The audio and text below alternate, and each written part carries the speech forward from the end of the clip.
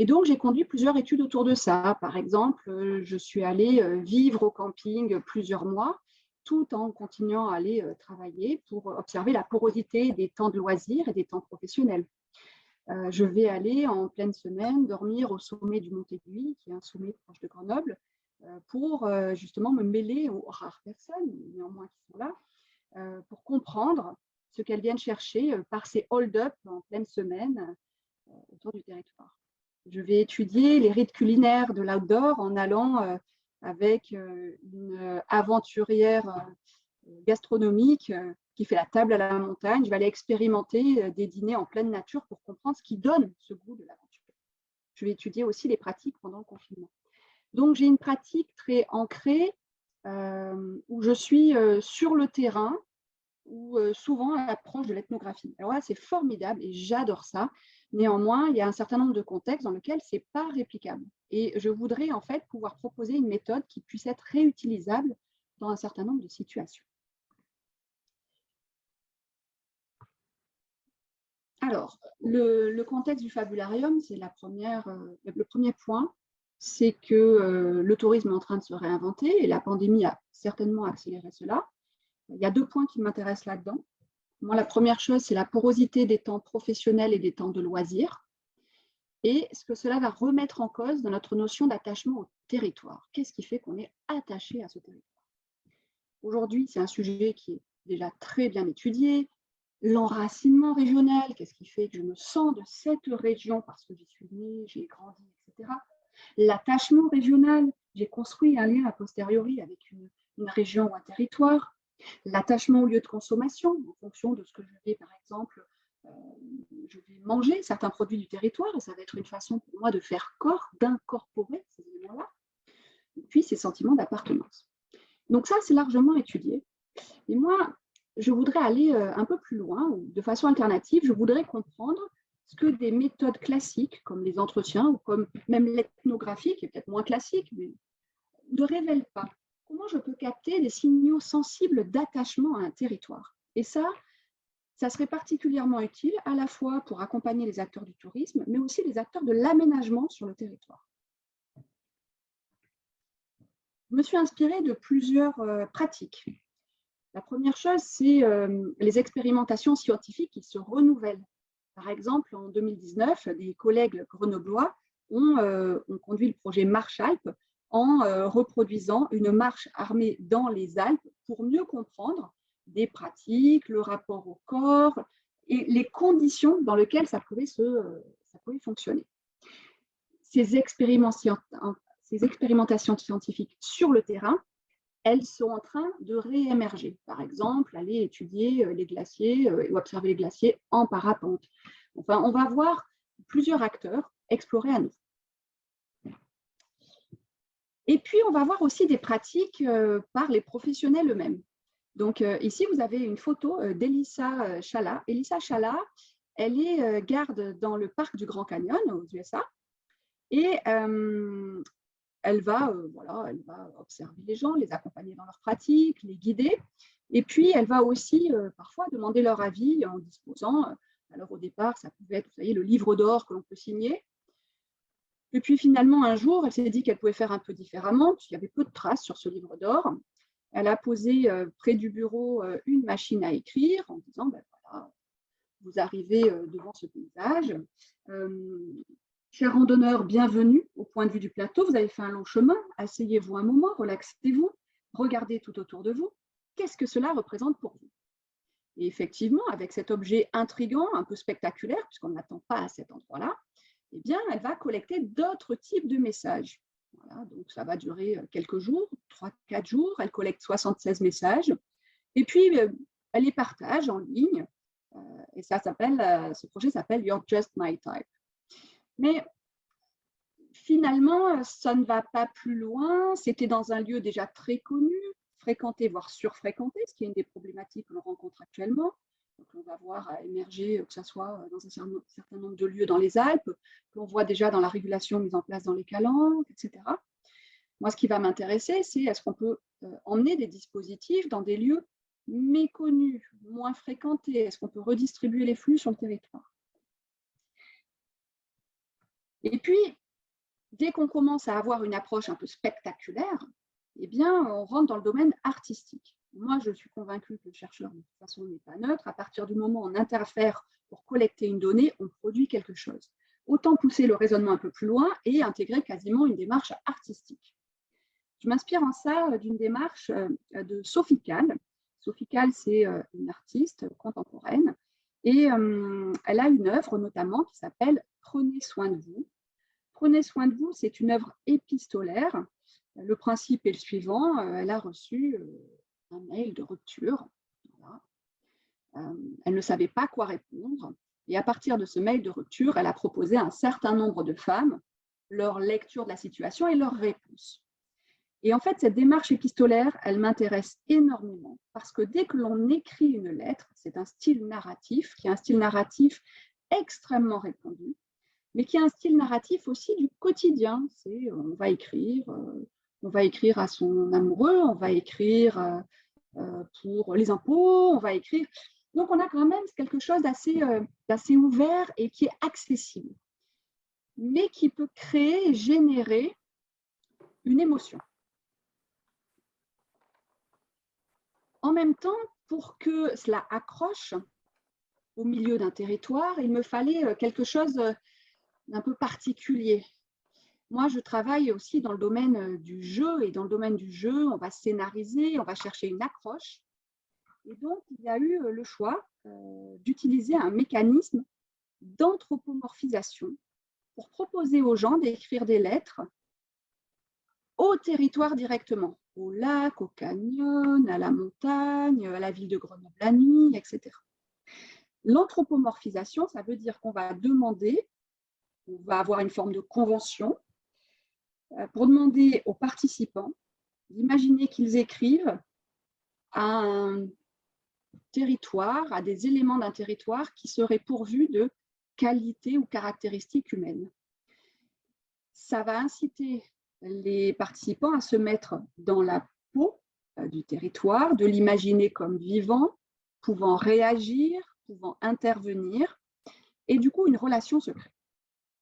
En cela, je me suis inspirée d'une méthode de collègues-chercheurs en marketing, en comportement du consommateur, pour comprendre les raisons qui amenaient les consommateurs à changer très régulièrement de téléphone portable.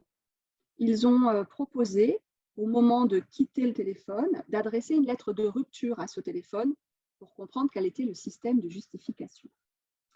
Donc, c'est une méthodologie narrative qui est révélatrice d'émotions et qui peut peut-être permettre sur les territoires de mieux comprendre les décisions. Fort de toutes ces idées, toutes ces sources d'inspiration,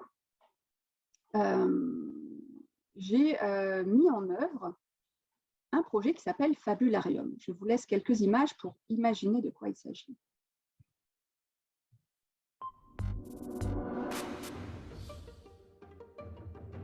Audio Jungle.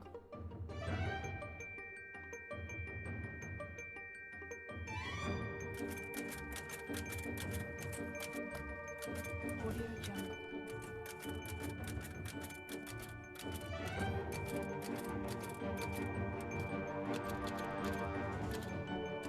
Audio Jungle.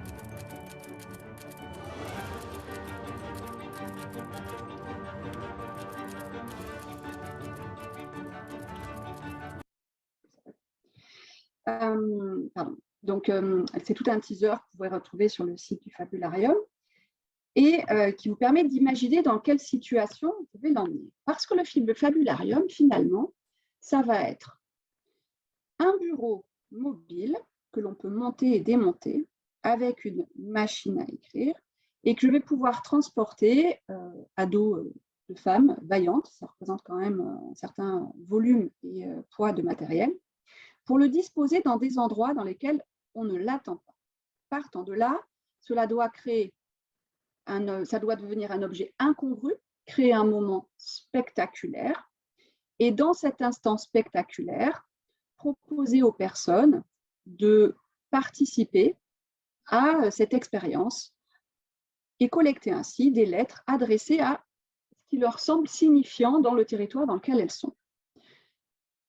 Les consignes sont très, très ouvertes, c'est-à-dire qu'ils vont retrouver le fabularium au sommet d'une montagne, dans le recoin au bord d'un lac, dans Grenoble la nuit, etc., avec une petite lettre qui est déjà introduite dans la machine en disant voilà, ceci est un projet de recherche, un laboratoire grandeur nature.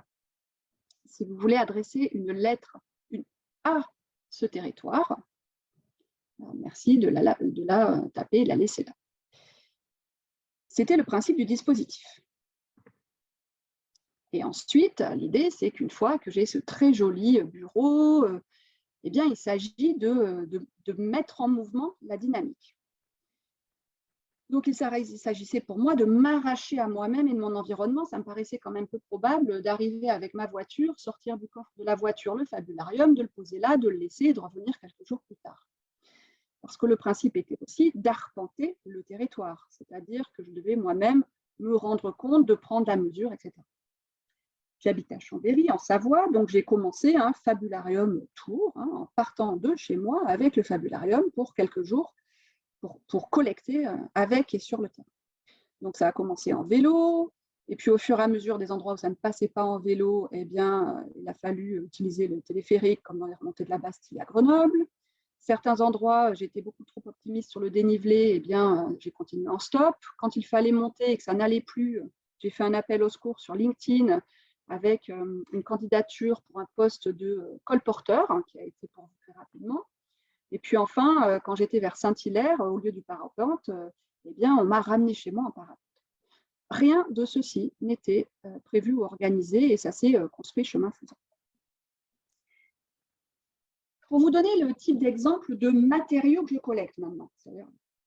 Donc, si je prends un tour comme celui-ci, et plusieurs ont été faits depuis, donc ce tour a eu lieu en juin 2020 dans la région Auvergne-Rhône-Alpes. Je suis partie une semaine, j'ai fait 7 lieux différents de collecte, un par jour, puisque la moitié du temps, je suis dans le déplacement et la moitié, je vais préparer, installer, etc. J'ai collecté des lettres, alors, amour, regret, etc., au territoire, on va dire une dizaine de lettres par lieu. J'ai collecté aussi des entretiens et puis j'ai commencé à construire un journal de bord pour rendre compte de tout ce qui se passait autour, qui me paraissait tout au moins aussi intéressant de ce qui était produit. Dans certains cas, certaines des personnes sur place continuaient la discussion et quand je lisais leurs lettres, elle était tellement spécifique à la personne, me semblait-il, que j'ai proposé et certains ont accepté de la lire. Donc, je vais vous donner un certain nombre d'exemples de comment travailler ce matériau. Prenons un exemple, c'est le jour 2 de ce tour-là, je suis au bord du lac d'Aiguebelette. Donc, 21 juin 2020, ça va faire 2 ans. Et pourquoi j'ai choisi ce lieu? Alors, au-delà du fait que ça soit facile, accessible, je peux porter tout ça sur mon dos, je circulais avec plus de 32 kg de matériel ces jours-là. Je me suis dit que voilà, il y a des études sur passer du temps dans les espaces verts, ça peut renouveler nos ressources mentales, ça peut raviver des capacités d'attention. Donc, je me suis dit qu'il faut quand même un certain nombre de lieux soient près de points d'eau. Donc, on a des points d'eau, on va dire statiques comme un lac, des points d'eau vivants tels le Rhône, près de la Viarona. On va avoir des points hauts, des points bas, des points plus urbains. Voilà. Donc, je le mets sur un ponton au milieu des bateaux de ce lieu qui est à la fois hautement touristique, qui est un lac à la fois très joli et qui a une fonction, c'est la moitié en propriété par EDF, donc il y a une fonction aussi privée. Et les personnes commencent à arriver de suite. Donc là, je vous lis un extrait de mon journal de bord. Le premier à écrire est un homme de 47 ans. Il est venu avec sa fille balader en canoë. L'adolescente râle, traîne des pieds. Ils vivent à proximité d'un autre lac. Elle ne comprend pas pourquoi avoir fait 30 km pour venir à celui-là. Lui a ses raisons. Il écrit, imperturbable à ses soupirs. Il repart avec le sourire. Elle ne lira pas la lettre, moi si, juste après. Et malgré la chaleur, je n'ai pu me baigner ensuite. J'aurais eu l'impression d'enfreindre une intimité. Cet homme a accepté de me lire la lettre Et j'ai utilisé les données de ce jour-là pour retranscrire aussi la chaleur, la géographie du lieu, avec une jeune artiste pour pouvoir rendre compte des données collectées. Donc, je vous laisse explorer cette lettre. Excusez-moi. J'essaie de trouver. Bon. Cher lac d'Aigbelette, je t'écris cette lettre pour te dire que je te serai toujours fidèle. Je te connais depuis 47 ans et franchement, je pense que tu es l'un de mes plus fidèles amis. En tes eaux turquoises reposent les cendres de mes grands-parents, André et Christiane. Ainsi, chaque fois que je goûte au bonheur de me baigner dans tes eaux, j'ai l'impression de communier avec eux. Merci à Hélène de me permettre de t'écrire cette déclaration d'amour depuis tes rives. Sincèrement, Damien R.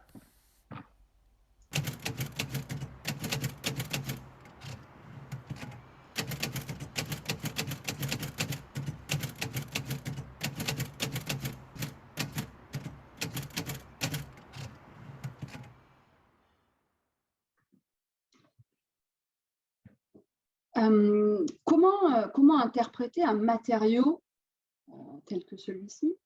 Voici quelques pistes au fur et à mesure qui se dégagent pour moi. La première chose, c'est quand je regarde a posteriori les photos, puisqu'il y a un certain nombre de photos qui sont prises tout au long du parcours, sans forcément mettre à nu le visage des personnes, et à chaque fois avec leur accord, qui peut être un accord signé. Je me questionne en fait sur la capacité des gens de se mettre à nu. D'ailleurs, c'est la seule personne de tout mon parcours qui a écrit en maillot de bain, c'est-à-dire sorti de nulle part, est arrivé en maillot de bain, a écrit comme si de rien n'était, et tout cela dans la plus grande normalité, une lettre sur un bureau près d'un ponton et est reparti. En fait, cette notion de se mettre à nu à travers une lettre est aussi peut-être une métaphore de ce qui nous est autorisé par des dispositifs spectaculaires, ce que l'on peut dire de nos émotions dans certains contextes. Ce que la lettre renvoie, pour moi, alors il y a deux choses. La première, c'est, toujours sur se mettre à nu, c'est le côté en quoi nos vêtements, donc il y a des études sur le rôle des vêtements, ce que ça va dire de nous-mêmes et ce que ça va dire d'un territoire aussi. Par exemple, les codes vestimentaires qui sont émergents. On a des codes vestimentaires tels que le Darwin Rig, qui est un code vestimentaire du nord de l'Australie, qui va être une norme sociale communément acceptée. Ça veut dire que les hommes vont savoir qu'ils vont venir sans cravate, avec des manches relativement courtes, que les femmes auront une robe qui ira au-dessus du genou et qui sera plutôt de tel style. Et ça, c'est communément intégré. Or, aujourd'hui, cette question, pour moi, ça va être une question de quels sont les codes vestimentaires qui peuvent émerger de nos territoires. Par exemple, est-ce qu'à Grenoble, on a un code vestimentaire émergent? Est-ce que de se rendre en Quechua, en North Face, Salomon au bureau est quelque chose de socialement acceptable? Pour tous les Grenoblois, oui, on le sait. Mais ce que ça peut dire aussi de nous, ce que ça reflète. Dans la même heure, au même endroit, voici une lettre écrite par 4 jeunes filles. Alors, je la lis avec vous et puis je vais vous demander ce que vous observez dans cette lettre. Il y a un détail. 4 jeunes filles issues de la Cité des Lumières viennent ici afin de partager un instant. En tant qu'étudiantes aux revenus limités, payer dans le but de mettre les pieds dans l'eau n'est pas envisageable. Ravies à l'idée de bénéficier de ce cadre idyllique, elles firent une halte à la vue des canards et des nénuphars, Blandine, Chat, Claire et Luna. Est-ce que vous observez quelque chose dans cette lettre?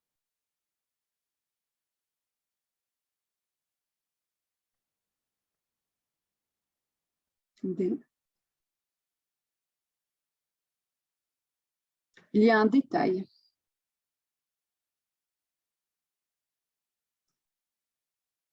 Alors, cette lettre, je vois qu'il y a peut-être en commentaire quelqu'un qui a trouvé quelque chose à repérer dans cette lettre. Pas d'accent, elle parle d'elle à la troisième personne. Personne? Non. Mais effectivement, c'est le cas, et pas d'accent, j'y reviendrai. En fait, dans cette lettre, il n'y a aucun usage de la lettre O. Elles ont écrit toute cette lettre sans la lettre O. Et alors, c'est à la fois une contrainte qu'elles se sont imposées elles-mêmes. En cela, ça reprend le principe de l'Oulipo, ouvroir de littérature potentielle, dans lequel les auteurs vont choisir des contraintes qu'ils utilisent pour leur style narratif. Ce qui va nous intéresser ici, c'est que ces 4 jeunes filles sont venues de Lyon pour pouvoir passer l'après-midi au bord du lac. Et là, elles découvrent qu'il n'y a absolument aucun accès gratuit à l'eau. C'est-à-dire que toutes les plages sont payantes, les parkings sont limités, et elles refusent complètement de payer. Certainement, elles n'ont pas énormément de moyens, mais surtout d'un point de vue philosophique, payer pour accéder à l'eau est quelque chose qui les concerne, voire consterne. Donc, elles ont choisi de passer l'après-midi sans eau et d'écrire une lettre sans lettre O. Et finalement, quand elles sont arrivées près du ponton, elles étaient extrêmement frustrées, découragées, en colère. Après avoir écrit cette lettre, elles étaient satisfaites. Elles avaient un sentiment d'avoir fait passer un message, sans savoir exactement à qui, d'avoir exprimé une forme de revendication. Et de là, on passait une après-midi complètement transformée. Ce qui va nous intéresser là-dedans, voilà, c'est les 4 jeunes filles. Ce qui va nous intéresser là-dedans, c'est des questions sur le contour de cette lettre, pas juste le contenu. C'est par exemple, la nature est-elle un bien commun ? En quoi pouvoir accéder à des ressources naturelles, voilà, et privatisables, pas privatisables, quel rapport on entretient avec ça ? Et le rôle de la contrainte là-dedans. Dans la mécanique qu'elles ont choisie, d'écrire sans la lettre O, ça correspond au livre de La disparition de Georges Perec, qui est un livre entier écrit sans la lettre E. Eh bien, finalement, elles ont rajouté une contrainte supplémentaire à ce qu'on leur demandait et elles en tirent un bénéfice. C'est à se demander, en fait, si on ne pourrait pas aller vers des territoires qui seraient des outépos, des ouvroirs de territoires potentiels, où on jouerait avec les contraintes du territoire. Au lieu de les gommer, on en rajouterait. Finalement, et ça, c'est Jean-Didier Urbain qui va le mettre en valeur, c'est de quoi se souvient-on dans un voyage? C'est finalement ce qui était peut-être imparfait, le moment où ça a péché. Et si on en rajoutait nous-mêmes? Ça peut être le principe d'événements, tels les Mad Jack. Mad Jack, ça va être une course pour retrouver, tous se retrouver à un endroit dont le lieu final est annoncé très peu de temps avant, avec la particularité de s'y retrouver tous en stop. Jouer de la contrainte rajoute du jeu et rajoute de l'intérêt, notamment dans la démarche créative. Toujours au même endroit, dans la même heure. Cher Paddle, voilà quelques années que tu partages ma solitude, qui en fait sur ce beau lac est un grand sentiment de liberté. Un voyage et une connexion avec la nature si belle ici. Les vaches viennent nous rendre une petite visite lors d'un pique-nique improvisé dans l'eau. Tu m'emmènes vers des lieux inaccessibles. La nature est si belle, la couleur de l'eau incroyable. Le confinement a multiplié les familles, canards et les nénuphars sont magnifiques. J'ai pourtant fait de beaux voyages, mais grâce à toi, je redécouvre notre si belle région et ce lac magnifique. Merci pour ces beaux voyages. Ça, c'est les notes que je prends sur mon journal de bord. Il y a cette femme, 57 ans, venue en voisine de la ville d'à côté. Les enfants ont grandi. Elle vit désormais seule. Si elle voyage à l'étranger, en Sicile, en Italie, etc., avec des amis de temps à autre, elle a redécouvert le lac proche de chez elle grâce à un objet compagnon, son paddle. Et comme l'exprimait cette femme, venir au lac seul, c'est beaucoup trop compliqué socialement. Quand elle vient avec son paddle, elle vient avec un compagnon. En aucun cas, elle est seule. Et du coup, ce qui va m'intéresser, ça va être le rôle des objets intermédiaires dans notre accès au territoire. Donc là, non seulement la personne va s'intéresser au territoire, mais elle va anthropomorphiser aussi des adjuvants. Les adjuvants, ça va être ces dispositifs qui nous permettent, par exemple, de nous lancer dans une quête. Et là, on va s'apercevoir que pour elle, l'adjuvant, c'est le paddle. La personne d'à côté, ça sera la canne à pêche. La personne d'à côté, ça sera son chien, qui lui permet de rentrer en connexion avec le territoire, mais aussi avec les acteurs du territoire. Et ainsi, ce qui va être intéressant pour chacun des territoires, ça va peut-être être d'identifier quels sont les adjuvants qui permettent de recréer, de renforcer des relations avec l'expérience produite sur le territoire et de voir quelle sera la miniature de cette relation. Par exemple, le paddle de cette femme, en aucun cas, elle ne le louerait. Elle l'a acheté, c'est le sien, elle y tient. Juste à côté, et ça serait bien plus simple, il y a un marchand qui en loue. Ça serait tellement plus facile que de tout transporter, que de tout déplacer. Et la problématique ici n'est absolument pas économique, elle vient avec son paddle, avec lequel elle a des aventures, qui a des éraflures, et elle sait à quel endroit elle n'a plus les éraflures. Pour finir ce tour, parce qu'il y a à chaque fois un certain nombre d'acteurs qui écrivent, et à chaque fois, ça fait émerger des questionnements sur ce qui se produit. Mais il y a aussi ceux qui n'écrivent pas, tous ceux qui vont dire « je n'ai rien à dire ». Au début, j'avoue que j'étais un peu désespérée en me disant « mais allez, regardez, ceci n'est pas si compliqué ». Et puis au fur et à mesure, je me suis rendu compte que le vide qu'il laisse est totalement plein, c'est-à-dire de toutes ces raisons pour lesquelles ils n'écrivent pas. Là-dessus, j'ai écrit moi-même, du coup, puisqu'ils n'écrivaient pas, j'ai pris la plume. J'ai écrit ce qui s'est produit à ce moment-là. Il y a ce petit groupe de retraités en balade au bord de l'eau. Ils ne semblent pas pressés en ce dimanche. Ah oui, nous sommes dimanche, rappelle l'un. Mais cela aurait bien pu être jeudi ou lundi. Avec eux, le temps s'étire. Ils se laissent dériver dans l'après-midi. Quand ils passent près du ponton sur lequel le fabularium est installé, entre deux bateaux, ils ralentissent jusqu'à marquer un temps d'arrêt. Le groupe fait corps, compact. Une femme sourit et guette mon regard. « Qu'est-ce que c'est » demande-t-elle, se faisant porte-parole du groupe devenu silencieux. J'explique. Sur 2 ou 3 visages, des sourires apparaissent. « Quelle belle idée ! On essaye » dit-elle. Je vois des signes d'acquiescement chez certains. Je sens qu'ils réfléchissent déjà à ce qu'ils pourraient écrire. « Tu y vas » demande-t-elle à l'un d'entre eux. Politesse ou pudeur, qu'il est difficile de s'extraire du groupe pour aller seul sur le bout du ponton, s'installer au bureau. Qui plus est pour déclarer sa flamme au territoire sous le regard des autres. Une hésitation, un remous dans le groupe, imperceptible. Alors un capitaine silencieux reprend le gouvernail de la balade et en faisant quelques pas de côté, il tire doucement ses quasi-naufragés hors de ses eaux troubles. Comme un bateau qui court sur son air, il ne pouvait pas s'arrêter, le courant était trop fort. Finalement, j'ai eu le temps, je passe mes journées entières autour du dispositif, d'observer ce qui se joue autour. C'est-à-dire qu'aujourd'hui, je suis même à vous dire qui va se prêter au jeu ou pas. Et ça, je peux vous le dire à partir de leurs pieds. C'est leurs pieds qui disent oui ou non. Même si les corps sont retournés, je vous laisse voir la photo, même si les corps sont tournés vers moi, même si certains sourient, leurs pieds disent non. Leurs pieds sont déjà partis ailleurs. Bref, je me rends compte aussi qu'au bout d'un certain nombre de personnes, l'expérience ne se produira pas. Il y a une forme de taille critique à partir de laquelle on est emporté par le corps social.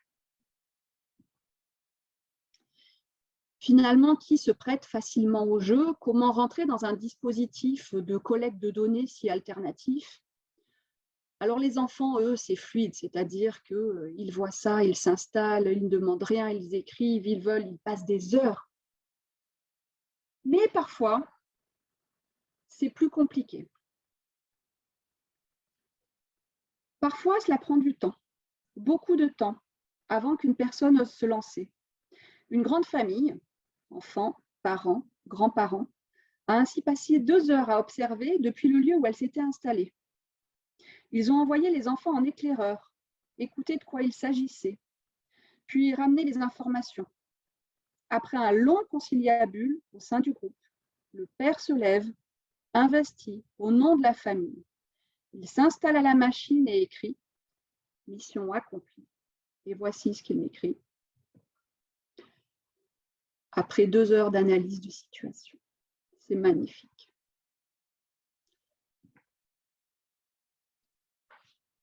Conclusion, et surtout pour ouvrir place à la discussion, avec le fabularium, je pense pouvoir proposer une méthode provocative mobile, réplicable. Et ce que j'ai emmené sur ce terrain, je l'ai emmené dans d'autres terrains, dans des endroits plus saillants. Par exemple, en octobre 2020, c'était Au revoir Grenoble la nuit, c'était des lettres de Grenoble sous couvre-feu. Donc, c'était des lettres à la nuit qu'on ne verrait plus, puisque le couvre-feu était déclaré à 21h.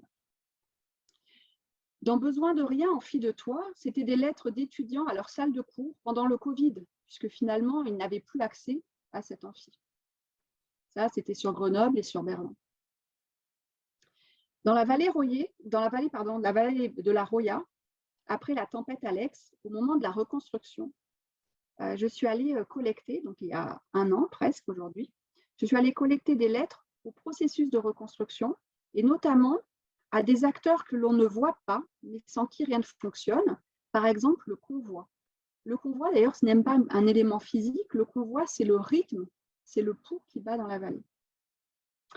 Enfin, dans 2 ou 3 semaines, en juillet, je serai à la Biennale de design de Saint-Étienne pour écrire et faire écrire aux ascenseurs et passerelles sur le thème des bifurcations. À quel moment on bifurque dans la ville et ce que ça dit de nous.